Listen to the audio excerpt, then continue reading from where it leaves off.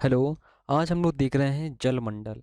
जलमंडल में हम लोग देखेंगे महासागरीय धाराएं, महासागरीय लवणता और कौन सी ठंडी धाराएं, कौन सी गर्म धाराएं हैं और महासागर में कैसी कैसी पहाड़ियाँ पाई जाती हैं। उन सब से जो टॉपिक संबंधित सभी क्वेश्चन उन सबको हम आज कवर करेंगे। ठीक है, तो टॉपिक पे आते हैं। पहला टॉपिक हमारा महासागर एवं सागर, मतलब कौन कौन से महासागर हैं, कौन कौन से सागर हैं भारत विश्व में और भारत में। ठीक है, तो पहला कहता है विश्व का सबसे बड़ा महासागर कौन सा है। तो प्रशांत महासागर विश्व का सबसे बड़ा महासागर है। विश्व का सबसे छोटा महासागर कौन सा है। तो आर्कटिक महासागर विश्व का सबसे छोटा महासागर है। किस महासागर को छिपता हुआ महासागर कहते हैं। तो आर्कटिक महासागर को छिपता हुआ महासागर कहते हैं। देखिए सभी महासागर देख लीजिए एक बार कहाँ कहाँ पर हैं। तो मैप में देखते हैं, यहाँ पर आपको चित्र में दिखाई दे रहा होगा। ये है आपका अटलांटिक महासागर, ऊपर है आपका आर्कटिक महासागर, ये है आपका प्रशांत महासागर। ठीक है, इसके बाद ये है आपका हिंद महासागर और नीचे आपको देखने को मिलेगा अंटार्कटिक, अंटार्कटिक महासागर। ठीक है, तो ये विश्व में बड़े बड़े महासागर हैं। इसके बाद आगे आते हैं। तो कहता है किस महासागर की प्रमुख विशेषता प्रवाल भित्ति है, यानी किस महासागर में प्रवाल भित्तियाँ अधिक मात्रा में पाई जाती हैं।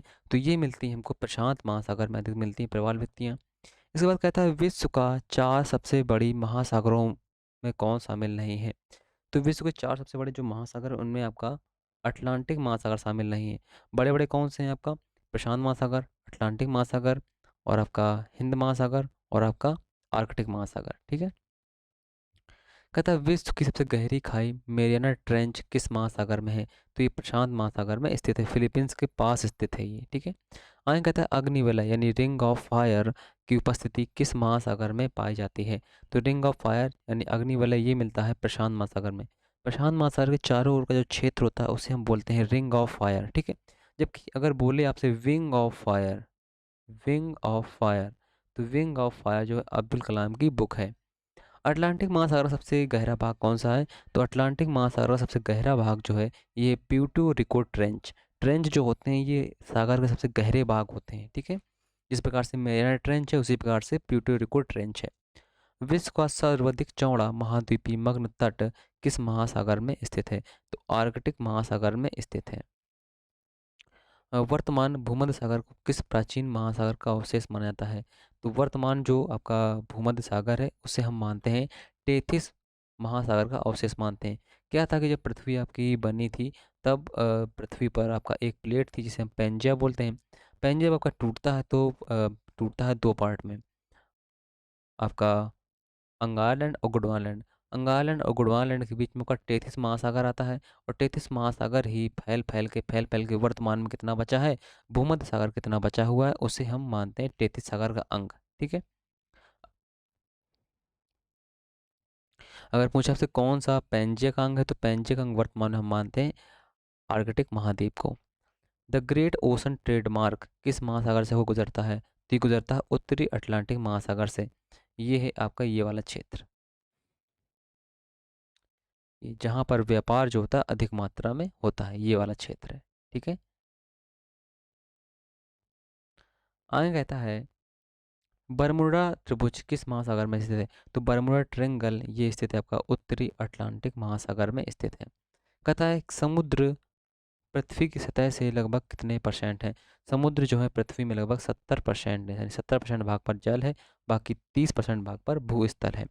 कहता कौन सा सागर महासागरीय मरुभूमि के रूप में अभिहित किया गया है। तो यानी कौन सा सागर है जिस सागर की कोई तटीय सीमा नहीं है, ऐसे पूछ सकते हैं हम। ठीक है, तो ये है आपका सारगायो सागर, ये भी आपका अटलांटिक महासागर में स्थित है। ठीक है, यहाँ पर सारगायो सागर, सारगासो नामक घास पाई जाती है और इस सागर का पानी अटलांटिक महासागर से मिलता नहीं है, इसलिए अलग है। ठीक है, आगे कहता है सारगायो सागर कहाँ पर स्थित है। तो ये उत्तरी अटलांटिक महासागर में स्थित है। तस्मान सागर किसके मध्य अवस्थित है। तो तस्मान सागर जो है आपका ऑस्ट्रेलिया और न्यूजीलैंड के मध्य स्थित है। यहीं पर तस्मानिया द्वीप है जो कि ऑस्ट्रेलिया का द्वीप है। कहता है किन सागर की सीमाएं तीन महाद्वीपों को स्पर्श करती हैं। तो किस सागर की सीमाएं तीन महाद्वीपों को स्पर्श करती हैं।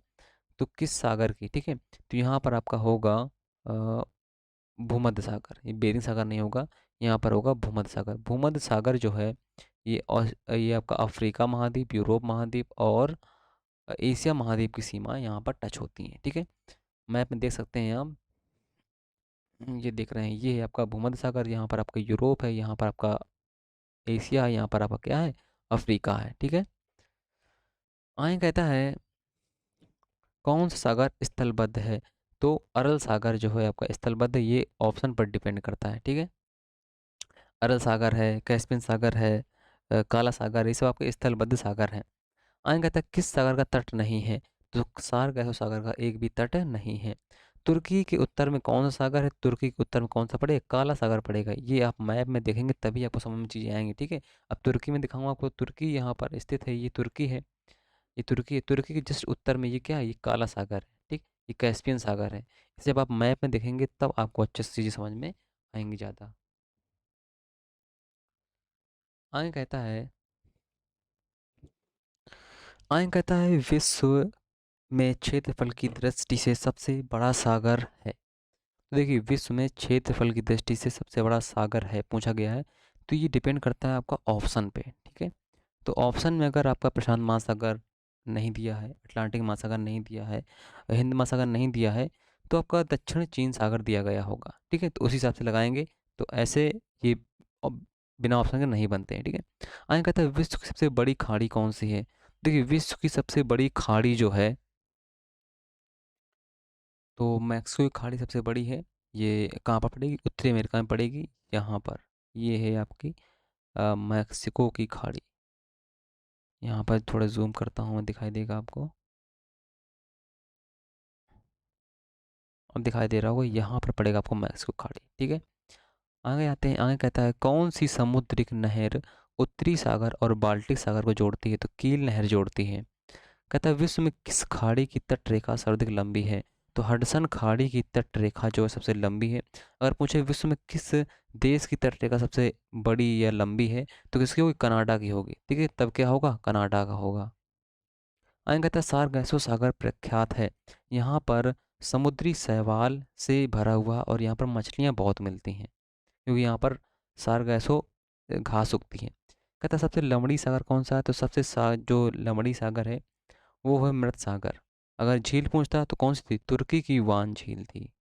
ठीक है, कहता है जॉर्डन और इसराइल के मध्य कौन सा सागर है। तो जॉर्डन और इसराइल के मध्य कौन सा है, डेड सागर है, यानी मृत सागर है। सेलिबी सागर कहाँ पर है, ये है आपका आर्कटिक महासागर में। 19 ईस्ट रिज, ये कहाँ पर है, रोज नहीं है, रिज है ये। ठीक है, रिज है, ये आपका हिंद महासागर में पड़ती है। ये क्वेश्चन एग्जाम में आ चुके हैं, 90 ईस्ट रिज। कहता है आकस्मिक बाढ़ का संबंध किससे है। तो आकस्मिक बाढ़ जो आती है वो सुनामी के द्वारा आती है। कहता है जिस महासागर से सार्गेसो सागर संबंधित है वह किसमें स्थित है। तो उत्तरी अटलांटिक महासागर में यह स्थित है। ठीक है, कहता है सार्गेसो सागर उत्तरी अटलांटिक महासागर में स्थित एक क्षेत्र है। इस क्षेत्र में सार्गेसो नाम की वनस्पति बहुलता में पाई जाती है, जिस कारण इसका नाम सार्गेसो सागर पड़ गया है। ठीक है, ये सब समुद्री नाविकों ने रखा है। कहता है समुद्र सार्गेसो सागर, सारगासो समुद्र की विशिष्टता क्या है। तो ये विशिष्ट समुद्री वनस्पतियाँ यहाँ पर मिलती हैं। ठीक है, इसके बाद हम आगे आते हैं महासागरीय जलधाराओं में। ठीक है, तो जो हमारा आज का टॉपिक है, मतलब आगे जो टॉपिक है वो है हमारा महासागरीय जलधाराएं। तो यार हम बात करते हैं, यहाँ पर पहला क्वेश्चन आता है, कहता है विश्व की सबसे तेज बहने वाली महासागरीय जलधारा कौन सी है। तो गल्फ स्ट्रीम है। ठीक है, देखिए जो ये जितनी भी महासागरीय जलधाराएं हैं इनका एक मैप होता है। आप डालेंगे मैप तो मैप निकल आएगा, तो उसमें आपको ये दिख जाएगा कि कौन सी गर्म जलधारा है, कौन सी ठंडी जलधारा है। इनको आप मैप में बनाएंगे तो अच्छे से याद हो जाएंगे आपको। ठीक है, तो जो गल्फ स्ट्रीम है वो उत्तरी अमेरिका यानी अटलांटिक महासागर में ऐसे बहती है गल्फ स्ट्रीम। ठीक है, यहाँ पर बहती है गल्फ स्ट्रीम, ये गर्म जलधारा है। कहता है कौन सी महासागरीय जलधारा यूरोप को गर्म कंबल के रूप में लोकप्रिय, यही गर्म जलधारा। ठीक है, यानी गल्फ स्ट्रीम। कहता है किस जलधारा को क्रिसमस के बच्चे की धारा बोलते हैं। इसे हम बोलते हैं अल नीनो की धारा। ये कहाँ बहेगी, ये बहेगी दक्षिण अमेरिका में, यानी पेरू के पास। कहता है गहरा नीला रंग होने के कारण किस जलधारा को जापानी लोग जापान की काली धारा के नाम जानते हैं। इसे बोलते हैं क्यूरोशियो, क्यूरोशियो की जलधारा को हम बोलते हैं काली धारा। किस जलधारा को हम्बोल्ट की जलधारा का नाम जानते हैं। तो पेरू की जलधारा को हम बोलते हैं हम्बोल्ट की जलधारा। हम्बोल्ट एक वैज्ञानिक थे, भूगोल थे, इन्हें हम आधुनिक भूगोल के संस्थापक भी मानते हैं। आयन कहता है समुद्र की समुद्र की गर्म जलधाराएं किस ओर जाती हैं? तो ध्रुवों की ओर जाती हैं। ठीक है, क्योंकि गर्म जलधाराएं जो होती हैं ये भूमध्य रेखा में बनती हैं, और भूमध्य रेखा से जब गर्म है तो कहाँ जाएंगी? ध्रुवों की तरफ भगती हैं। कहता है गल्फ स्ट्रीम की उत्पत्ति होती है, तो मैक्सिको की खाड़ी में गल्फ स्ट्रीम की उत्पत्ति होती है। अल नीनो धारा कहाँ प्रकट होती है? तो अल नीनो धारा पेरू के तट पर प्रकट होती है। चिली और पेरू के तट से दूर शीत जल के अप्रवाह से बनी धारा क्या कहलाती है? तो कहलाती है हम्बोल्ट धारा। हम्बोल्ट धारा ठंडी धारा है आपकी। कहता है महासागर की जलधाराओं का एक असर यह होता है कि वे जल को साफ रखती हैं। देखिए, जब जल स्थिर होता है तो वह खराब जाता है, और जब बहता रहता है तो वह जल ऑटोमेटिक साफ होता रहता है। लेब्रोडर की ठंडी धारा और गल्फ स्ट्रीम की गर्म धारा कहाँ एक दूसरे से मिलती हैं? ये मिलती हैं उत्तरी अमेरिका के उत्तर पूर्वी तट पर मिलती हैं। ये क्वेश्चन नहीं आया है।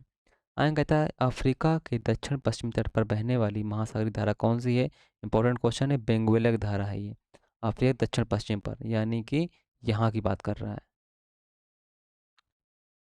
ठीक है, कहाँ की? यहाँ के, आपको दिखाई दे रहा होगा यहाँ की। अफ्रीका के दक्षिण पश्चिम तट यहाँ की बात कर रहा है, यहाँ बहती है। और जो देखिए, जो महाद्वीपों के पश्चिम में धाराएं बहती हैं ना वो ठंडी होती हैं, और जो पूर्व बहेंगी वो गर्म होती हैं। तो ये अब यहाँ बहती है तो कैसी होगी? ठंडी होगी। ये गल्फ स्ट्रीम देखिए महाद्वीपों के पूर्व में बह रही है, तो कैसी है? गर्म है। ये बात ध्यान रखिएगा। आगे कहता है कौन सी धारा दक्षिण अटलांटिक महासागर में धाराओं के एक पूर्ण वृत्त के निर्माण में योगदान नहीं देती है?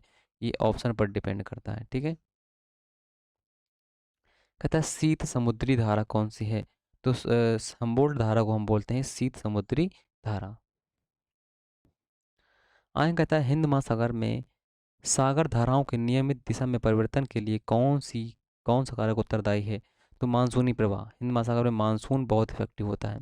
बेंगुएला धारा है, ये ठंडी महासागरीय धारा है। रेनेले जल धारा किस महासागर की धारा है? ये अटलांटिक महासागर की धारा है, रेनेले। कहता है ब्राज़ील की जलधारा कैसी है? तो ये गर्म जलधारा है। पूर्वी ऑस्ट्रेलिया की धारा कैसी है? तो ये भी गर्म जलधारा। अब देखिए, यहाँ पर बता रहा है आपसे कि पूर्वी ऑस्ट्रेलिया की धारा कैसी है। तो हमने आपको बताया कि जो पूर्व में होगी वो गर्म ही होगी, तो अब वो खुद बताना चाहता है कि गर्म है ना। तो अगर ये पूछ लेता पश्चिम ऑस्ट्रेलिया में, तो पश्चिम ऑस्ट्रेलिया में कैसी बहेगी? ठंडी बहेगी। तो ये बात ध्यान रखिएगा। कहता अगर लुहास धारा चलती है, ये हिंद महासागर में चलती है, अफ्रीका के पूर्वी तट पर चलती है, और कैसी गर्म धारा है? ये गर्म जल धारा है। एक क्वेश्चन है आपके सामने, कहता है निम्नलिखित में से कौन सी शीत धारा है? पेरू, क्रोशियो, गल्फ स्ट्रीम या फिर ब्राज़ील? तो अब पेरू कहाँ पड़ता है? महाद्वीप के पश्चिम में पड़ता है पेरू, तो यही होगी आपकी ठंडी, है ना, सीधी सी बात है। तो कुछ चीज़ें होती हैं जो आप लॉजिक भी लगाओगे तो भी सही बैठ जाती हैं। कहता है गल्फ स्ट्रीम है, तो गल्फ स्ट्रीम कैसी जलधारा है? गल्फ स्ट्रीम है कहता है, तो खाड़ी में एक नदी नहीं है, महासागरी धारा है ये। ठीक है, एक महासागरी धारा है, और कैसी है ये? गर्म है, गर्म है ये। ठीक। आगे कहता है, आगे अब आते हैं हम महासागरीय लवणता के बारे में, क्वेश्चन पुटअप करते हैं कैसे कैसे क्वेश्चन बनते हैं। तो कहता है विश्व में सबसे ज़्यादा लवणता पाई जाती है कहाँ पर? मृत सागर में। यहाँ पर सागर की बात कर रहा है। अगर झील की बात करता तो कौन सी होती? तुर्की की वान झील होती। ठीक है, वान झील में सबसे ज़्यादा लवणता है। कहता है सागरी जल में सर्वाधिक मात्रा में पाया जाने वाला लवण कौन सा है? तो सोडियम क्लोराइड सबसे ज़्यादा मिलता है आपका NaCl। ठीक। महासागरीय जल में लवणता की सर्वाधिक मात्रा किन अक्षांशों के मध्य मिलती है? ये मिलती है 20 से 40 अक्षांशों के मध्य मिलती है। ठीक है, और वो भी कहाँ? उत्तरी। दोनों में अगर नॉर्थ लगा देंगे तब ज़्यादा सही होगा। ठीक है, दोनों में नॉर्थ लगा देंगे तब ज़्यादा सही होगा। आगे कहता है समुद्री जल की औसत लवणता कितनी होती है? तो समुद्री जल की जो औसत लवणता होती है वो 35% तक होती है। कहता है महासागरीय जल की सर्वाधिक लवणता पाई जाती है, तो महासागर में जो सर्वाधिक लवणता होती है वो 35 डिग्री अक्षांश के मध्य मिलती है, लेकिन ये क्वेश्चन नहीं आया है। आगे क्वेश्चन कहता है समानतः महाद्वीप जल की लवणता गहराई में वृद्धि के साथ साथ बढ़ती जाती है। जो लवणता होती है गहराई जैसे जैसे बढ़ती है वो लवणता बढ़ती जाती है। सर्वोच्च लवणता की सर्वोच्च मात्रा मिलती है, तो ये मृत सागर में मिलती है। ठीक, अगर ये बात ध्यान रखिएगा, अगर झील पूछता है आपसे तो क्या लगाएंगे? तुर्की की वान झील लगाएंगे। अगर यहाँ पर मृत सागर ऑप्शन नहीं दिया गया है तो ठीक है, ऑप्शन पर डिपेंड करता है। अगर तुर्की की वान झील नहीं दी गई है तो मृत सागर सही है। अगर सभी दिए गए हैं ऑप्शन में तो आप तुर्की की वान झील ही लगाएंगे, ध्यान ध्यान रखिएगा। सागरीय लवणता का स्रोत यानी सागरों में लवणता आती कहाँ से, तो ये सब नदियों से आती है। अरब सागर के पानी का औसत खारापन कितना है, ये क्वेश्चन कभी नहीं आया। ठीक है। मृत सागर में उच्च लवणता का कारक क्या है, तो मृत सागर में उच्च लवणता कारक ये है कि वहाँ का पानी स्थिर है और पानी वाष्पीकृत होता रहता है। जब पानी वाष्पीकृत होता है तो सागर में लवण लवण ही बचता है। काला सागर में लवणता की मात्रा कम होने का कारण क्या है, काला सागर में लवणता की मात्रा कम इसलिए क्योंकि यहाँ पर नदियाँ स्वच्छ जल लाती हैं और लवणता कम होती जाती है। आगे कहता है किस महासागर की लवणता सबसे अधिक है, तो किसकी है, अटलांटिक महासागर की अधिक है। कहता है उत्तरी सागर की अपेक्षा अधिक लवणता, उत्तरी सागर में अपेक्षाकृत अधिक लवणता कारण क्या है, ये क्वेश्चन नहीं आता है। ठीक है। एक क्वेश्चन है आपके सामने, कहता है लवणता की सर्वाधिक मात्रा जिसमें पाई जाती है वह कौन सा है, प्रशांत महासागर, हिंद महासागर, भूमध्य सागर, मृत सागर। देखिए तो यहाँ पर मृत सागर दिया गया है, तो मृत सागर बिल्कुल सही होगा। आगे कहता है लवणता की सर्वाधिक मात्रा पाई जाती है। अब यहाँ पर देखिए फिर वही ऑप्शन दी गए हैं, ऑप्शन दी गए हैं, ऑप्शन में मृत सागर जोड़ दिया गया है, तो मृत सागर लगाएंगे। यहाँ पर कहीं पर भी तुर्की की वान झील नहीं लिखा हुआ है, क्योंकि यहाँ पर सागरों की बात हो रही है, झील की बात नहीं हो रही। ठीक है। आगे हम बात करते हैं जल संधियों के बारे में। कहता है कौन सी संयोजी यूरोप को अफ्रीका से अलग करती है, यानी कौन सी संधि यूरोप को अफ्रीका से अलग करती है, तो जिब्राल्टर जल संधि अलग करती है। डोवर जल संधि किन किन को जोड़ती है, तो इंग्लिश चैनल और उत्तरी सागर को जोड़ती है। कौन सी जल संधि अंतर्राष्ट्रीय तिथि रेखा के समांतर है, तो कौन सी है, बेरिंग जल संधि है। अंतर्राष्ट्रीय तिथि रेखा को क्या बोलते हैं, 180 डिग्री बोलते हैं। कहता है विश्व की सबसे चौड़ी जल संधि कौन सी है, तो डेविस जल संधि सबसे चौड़ी जल संधि है। ये क्वेश्चन नहीं आया है। बेरिंग जल संधि किन दो स्थल भागों को अलग करती है, इंपॉर्टेंट क्वेश्चन है, एशिया और उत्तरी अमेरिका को। अगर सागर पूछे तो चुस्की सागर और बेरिंग सागर। ठीक है। हार्मुज जल संधि किन दो देशों को अलग करती है, तो हार्मुज जल संधि अलग करती है ईरान और ओमान को। इंपॉर्टेंट है ये भी।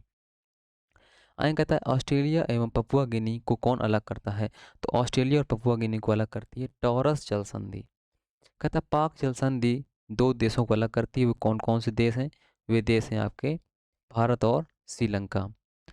बेरिंग जल डमरू मध्य अलग करता है, बेरिंग जल डमरू मध्य आर्कटिक सागर को और प्रशांत सागर को।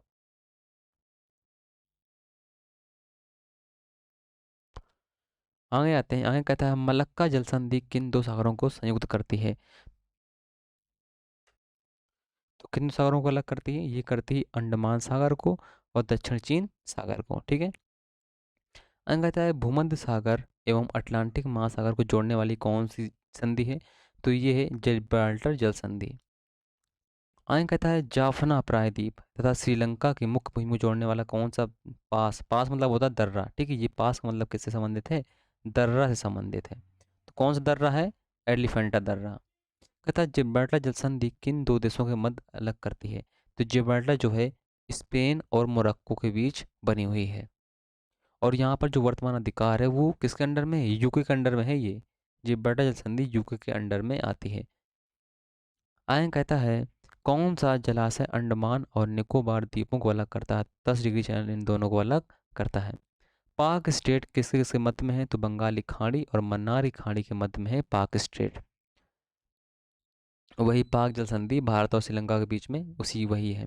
कहता किस जलडमरू मध्य के से निकली गई सुरंग यूनाइटेड किंगडम और फ्रांस को जोड़ती है, तो डोवर जल डमरू मध्य। कहता है कौन सा जल डमरू मध्य अंतर्राष्ट्रीय तिथि रेखा के सर्वाधिक निकट है, तो कौन सा है, बेरिंग। बेरिंग वही 180 वाला। ठीक है। अंतर्राष्ट्रीय तिथि रेखा के सबसे निकट यही पड़ता है। आगे कहता है इंग्लिश चैनल स्थित है, इंग्लैंड और फ्रांस के बीच में इंग्लिश चैनल की स्थिति है। हिंद महासागर और लाल सागर को कौन सी जल संधि जोड़ती है, तो बाबा अलमंदेव जल संधि जोड़ती है हिंद महासागर और लाल सागर को। मलक्का जल संधि में आने जाने की सुविधा है, तो मलक्का जल संधि से हिंद महासागर से चीन सागर की तरफ हम लोग जाते हैं। एक क्वेश्चन है, कहता है निम्नलिखित जलडमरू मध्य में से किसी एक से निकली गई सुरंग यूनाइटेड किंगडम और फ्रांस को जोड़ती है। अभी हाल ही में क्वेश्चन करवाया था, कौन सी है, तो डेविस, डेविस जल संधि है। सॉरी डेविस नहीं होगी, डोवर जल संधि होगी। हाँ डेविस नहीं होगी, डोवर होगी। तो कौन सी होगी, डोवर जल संधि होगी। आगे कहता है कहता है 10 डिग्री चैनल किसे पृथक करता है? तो 10 डिग्री चैनल जो है अंडमान और निकोबार को पृथक करता है। आगे क्वेश्चन हम आते हैं प्रवाल भित्ति के बारे में। प्रवाल भित्ति से कई टाइप से क्वेश्चन पुट अप होते हैं और ये बहुत महत्वपूर्ण भी है, क्योंकि वर्तमान में इससे बहुत सारे क्वेश्चन बनते रहते हैं। कहता है प्रवाल, प्रवाल क्या है, यानी कोरल क्या होते हैं? तो जो प्रवाल होते हैं ये एक समुद्री जीव है जिन्हें हम पॉलिप भी बोलते हैं। ये चट्टानों मतलब पौधों को खाता है। पौधों को खाने के बाद जब ये मर जाता है तो उसकी हड्डियाँ जो होती हैं जमती जाती हैं और एक प्रवाल द्वीप बन जाते हैं। ठीक है। कहता है प्रवाल भित्ति यानी कोरल जो रीफ है वो क्या है? समुद्री चूहों द्वारा निर्मित एक भित्ति है। ठीक है, यानी चट्टान है एक। कौन सा सागर प्रवाल की उत्पत्ति के लिए उपयुक्त है? तो उष्णकटिबंधीय सागर, यानी जितने आपके उष्णकटिबंधीय क्षेत्र के सागर होते हैं यहाँ पर प्रवाल जो होते हैं अत्यधिक मात्रा में बनते हैं। कहता है प्रवाल के विकास के लिए औसत सागरीय लवणता कितनी होनी चाहिए? ये होनी चाहिए लगभग 27 से 32% के अंतर्गत होनी चाहिए। इससे ज़्यादा होगी तो प्रवाल नहीं बनेगा, इससे कम होगी तो प्रवाल नहीं बनेगा। कहता है प्रवाल भित्तियाँ मुख्य रूप से पाई जाती हैं।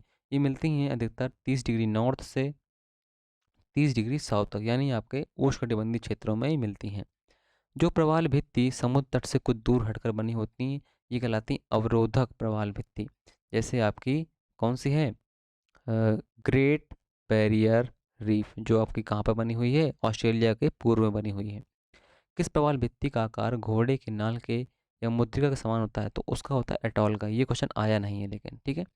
आगे कहता है तटीय प्रवाल भित्ति एवं स्थल खंड के बीच विकसित होने वाली लैगून को क्या कहते हैं? तो लैगून को ही हम बोट चैनल भी बोलते हैं, ये ध्यान रखिए। जो लैगून होता है आपकी एक झील होती है, जैसे कि आपकी चिल्का झील है, वो एक लैगून झील है। ठीक है, लेकिन उसे ही हम बोट चैनल भी बोल सकते हैं। कहता है प्रवाल भित्ति की उत्पत्ति के संबंध में भू अवतरण सिद्धांत किसने दिया था? तो डार्विन ने दिया था। ये क्वेश्चन नहीं आया है। आगे कहता है प्रवाल भित्ति की उत्पत्ति के संबंध में हिमानी नियंत्रण सिद्धांत किसने दिया था? ये डेली का है। ये भी क्वेश्चन नहीं आया है। आगे कहता है विश्व की सबसे बड़ी प्रवाल भित्ति ग्रेट बैरियर रीफ कहाँ पर है? तो ये ऑस्ट्रेलिया के पूर्व में है। इंपॉर्टेंट क्वेश्चन है ये। ग्रेट बैरियर रीफ की लंबाई चौड़ाई कितनी है? देखिए लंबाई कितनी है? 1900 किलोमीटर, लगभग 2000 किलोमीटर के आसपास है। जो चौड़ाई है वो है 160 किलोमीटर। ये विश्व की सबसे बड़ी प्रवाल भित्ति है, वर्तमान में नष्ट हो रही है। आगे कहता है ऑस्ट्रेलिया के पूर्वी तट पर स्थित ग्रेट बैरियर रीफ किस प्रवाल भित्ति का उदाहरण है? तो अवरोधक प्रवाल भित्ति का उदाहरण अभी हमने ऊपर बताया था आपको। कहता है प्रवाल भित्ति समुद्री प्रतिरूप है। ये उष्णकटिबंधीय वर्षावन, उष्णकटिबंधीय वर्षावन अगर मुझे किसे बोलते हैं तो हम प्रवाल भित्तियों को बोलते हैं। आगे कहता है विश्व की सबसे बड़ी प्रवाल भित्ति किस देश के तट के निकट पाई जाती है? तो ऑस्ट्रेलिया तट के निकट ये पाई जाती है। ठीक है। आगे कहता है ग्रेट बैरियर रीफ किसके समीप स्थित है? तो ऑस्ट्रेलिया के निकट समीप स्थित है। कोरल रीफ या जीवाश्म पट्टी प्रायः कहाँ पर पाई जाती हैं? तो 18 सेंटीग्रेड के ऊपर शीतोष्ण जलवायु क्षेत्र में। ये क्वेश्चन नहीं आया है। कहता है पोर्ट ब्लेयर के समीप की प्रसिद्ध प्रवाल भित्ति मृत हो रही हैं। पोर्ट ब्लेयर आपका जो अंडमान निकोबार के पास पड़ता है, वहाँ पर अत्यधिक मछलियाँ पकड़ी जा रही हैं, जिस कारण वहाँ की जो प्रवाल भित्तियाँ हैं वो नष्ट हो रही हैं। तो ये जो रीज़न है आपके ये करंट के क्वेश्चन पे डिपेंड होते हैं सब ये। आगे कहता है कोरल रीफ या जीवाश्म पट्टी कहाँ पाई जाती है? तो कर्क रेखा और मकर रेखा के बीच, यानी जहाँ पर कोरल जो है अच्छे से पनपते हैं वो कर्क रेखा और मकर रेखा के बीच, यानी कि उष्णकटिबंधीय क्षेत्र में पनपते हैं। आगे कहता है ग्रेट बैरियर रीफ कहाँ स्थित है? तो ये स्थित है कहाँ पर? प्रशांत महासागर में स्थित है। सागर यहाँ पर पूछा गया है। प्रवाल द्वारा निर्मित ग्रेट बैरियर रीफ किस तट के समीप स्थित है? तो ऑस्ट्रेलिया में एक राज्य है उसका क्वींसलैंड, तो कभी कभी राज्य दे देता है तो क्वींसलैंड के निकट स्थित है। ठीक है, क्योंकि ऑस्ट्रेलिया में भी आपके ऑस्ट्रेलिया एक देश हो गया, उसके फिर जो राज्य डिवाइड है ना, तो उसमें राज्यों में है आपका क्वींसलैंड। ठीक है, ये उत्तर में पड़ता है ऑस्ट्रेलिया के। अब आगे आते हैं हम ज्वार भाटा संबंधित प्रश्नों पर। प्रश्नों से संबंधित जिस टाइप के क्वेश्चन पूछ जाते हैं एग्जाम में उनकी चर्चा हम करते हैं। तो कहता है प्रगामी तरंग सिद्धांत किसकी व्याख्या करता है? तो ये व्याख्या करता है ज्वार भाटा की। ज्वार भाटा कैसे उत्पत्ति होती है इनकी। इसकी जो थ्योरी दी थी हेवेल ने दी थी। तो ये क्वेश्चन आया नहीं है। ठीक है, छोटे एग्जाम में नहीं आता है, लेकिन आते हैं क्वेश्चन, लेकिन छोटे एग्जाम में नहीं आते हैं। कहता है ज्वार भाटा की उत्पत्ति के संबंध में प्रगामी तरंग सिद्धांत के प्रतिपादक कौन है? तो विलियम वेवेल है। तो ये क्वेश्चन भी नहीं आया है। कहता है किसने किसके गुरुत्वाकर्षण के कारण ज्वार भाटा आता है? इंपॉर्टेंट क्वेश्चन है। पृथ्वी और सूर्य के पृथ्वी पर पृथ्वी पर सूर्य और चंद्रमा के आकर्षण बल से आता है, और जो अधिकतम होता है चंद्रमा का बल होता है, ठीक है, सूर्य का कम होता है। कहता है असाधारण रूप से उच्च एवं निम्न ज्वार जो अमावस्या पूर्णिमा को जब सूर्य चंद्रमा और पृथ्वी लगभग एक रेखा में होते हैं, तो उन्हें क्या बोलते हैं? उन्हें हम बोलते हैं वृहद ज्वार। जब सूर्य चंद्रमा और पृथ्वी एक ही रेखा में होते हैं तो उन्हें हम बोलते हैं वृहद ज्वार। उस दिन उच्च ज्वार आते हैं, ठीक है। दैनिक ज्वर के मध्य समय अंतर कितना होता है? तो दैनिक ज्वर के मध्य समय अंतर होता है वो होता है 24 घंटे 52 मिनट का अंतर होता है। कहता है अर्ध दैनिक ज्वर होते हैं, आपने नहीं सुने होंगे, ये क्वेश्चन आया नहीं होगा क्योंकि ये वनडे में नहीं आता है। अर्ध दैनिक ज्वर भाटा प्राय कितने समय में आता है? तो ये आता है 12 घंटे 26 मिनट, जस्ट इसका आधा कर देंगे तो ये आ जाएगा, ठीक है, अर्ध दैनिक। आगे आता है, कहता है जब सूर्य एवं चंद्रमा पृथ्वी के निकट पहुंचकर सीधी अवस्था में प्राप्त कर लेते हैं, ऐसी स्थिति में आने वाले ज्वर क्या होते हैं? ऐसी स्थिति में जो ज्वर आते हैं उन्हें हम सर्वोच्च ज्वर यानी उच्च ज्वर बोलते हैं। ये आपकी पृथ्वी हो गई, ये चंद्रमा हो गया, ये सूर्य हो गया। इस स्थिति को हम बोलते हैं सिजगी, ये दिया गया है, ठीक है, सीधी अवस्था जो होती है इसे हम बोलते हैं सिजगी। ज्वारों की उत्पत्ति के लिए उत्तरदायी कारक कौन सा है? तो पृथ्वी का अपकेंद्रीय बल तथा चंद्रमा एवं सूर्य का गुरुत्वाकर्षण बल। कहता सब विश्व में सबसे ऊंचे ज्वार कहाँ पर आते हैं? तो बे ऑफ फंडी, फंडी खाड़ी में आते हैं। ये कहाँ पड़ता है? ये पड़ेगा कनाडा के पास पड़ेगा, ठीक है, कनाडा के पास पड़ता है। आए कहता है ज्वार भाटा की उत्पत्ति में किसका प्रभाव अधिक होता है? तो किसका होता है? चंद्रमा का। अभी जस्ट बताया था अभी आपको। कहता है महासागर में ज्वार भाटा की उत्पत्ति के कारण है। तो महासागर में ज्वार भाटा की उत्पत्ति के कारण क्या क्या है? गुरुत्वाकर्षण, अभिकेंद्रीय बल तथा अपकेंद्रीय बल, ठीक है। आगे कहता है अपतच्छ उच्च ज्वार उत्पन्न होने का कारण क्या है? अपतच्छ मतलब कि ये है कि जैसे मान लीजिए पृथ्वी ये है, अब पृथ्वी के सामने जो है चंद्रमा है, तो यहाँ पर तो ज्वार आ गया, ठीक है। यहाँ पर क्यों ज्वार आ रहा है पीछे वाली स्थिति में? तो ये पृथ्वी के अपकेंद्रीय बल के कारण आता है। पृथ्वी अपने को बैलेंस भी तो करेगी, अगर पृथ्वी की तरफ पानी को उछाल देगी तो पृथ्वी झुक नहीं जाएगी, ठीक है। कहता है महासागरों में ऊंची जल तरंगें कैसे उत्पन्न होती हैं? तो चंद्रमा के कारण, चंद्रमा के आकर्षण बल के कारण वहाँ पर ऊंची जल तरंगें उत्पन्न होती हैं। तो इस टॉपिक में जितने भी महासागर से संबंधित क्वेश्चन थे वो सब हमने कर लिए हैं। जितने क्वेश्चन एग्जाम में जिस प्रकार से आते हैं वो सब हमने बता दिए हैं आपको। जो क्वेश्चन रह जाएंगे तो वो हम आगे तो क्विज में कभी ना कभी करेंगे ही। तो इस वीडियो में इतना ही, मिलते हैं नेक्स्ट वीडियो में। इस टॉपिक में इतना ही। Thank you.